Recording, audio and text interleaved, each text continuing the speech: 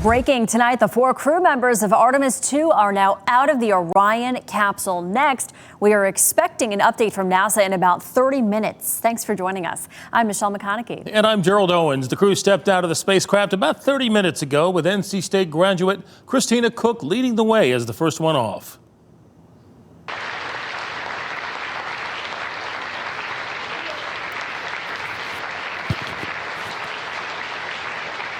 Jubilation here in the flight control room. The first crew member is out of integrity. That was quite an applause, and we have live team coverage of this historic event.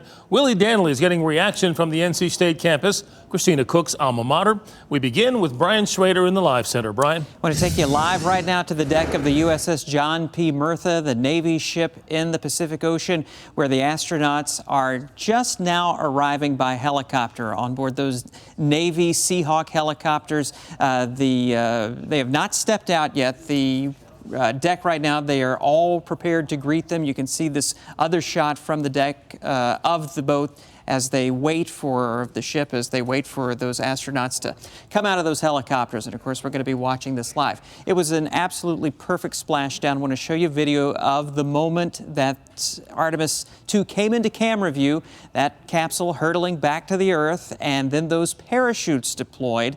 Those 3 big parachutes to slow its descent into the Pacific Ocean, and then right at 8:07 p.m. Eastern Time, a perfect splashdown. Of course, it takes a little while to get them out of there, and it was only about an hour and a half. They were in the water for about an hour and a half, and it was only about a half hour ago that they got out of the Orion and onto those rafts there, and then they were picked up in these helicopters and brought on board the John P. Murtha. So we're going to monitor this, and as we get new information, we'll have another update coming up in just a few minutes with the latest live from the Pacific Ocean and that NASA press conference coming up at 10:30. Absolutely incredible. Thank you, Brian. When the Artemis II crew landed safely and people on NC State's campus let out a sigh of relief now that their very own Christina Cook is back home safe. Yeah, the students gathered at the Tally Student Union to watch the landing live. That's where we find WRAL's Willie Danley, who watched it with them. Willie, I know they were all as mesmerized as we were with what we saw.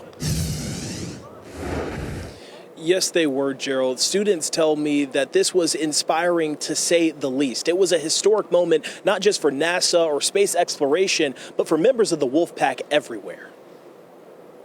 The most dangerous moment of the Artemis II mission executed flawlessly. After traveling farther than any humans in history, the crew splashed down safely in the Pacific, bringing a historic journey to a powerful end. East Integrity splashdown, sending post-landing command. Back here at NC State, Wolfpack pride is through the roof, knowing one of their own, Christina Cook, helped make it happen. Absolute joy and delight. It is such an honor to have NC State written as a part of this historic program, the Artemis program. And while the outcome was perfect, the moments leading up to it had many on edge. Very anxious because you never know, anything can happen, but luckily the best possible outcome happened. So I was very emotional. I stood up clapping.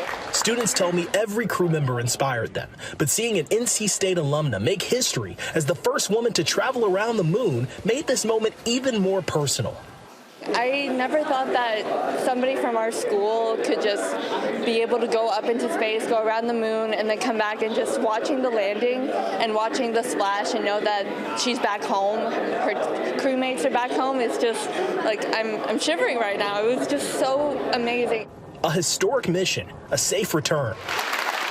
And for NC State students, a moment now etched among the stars.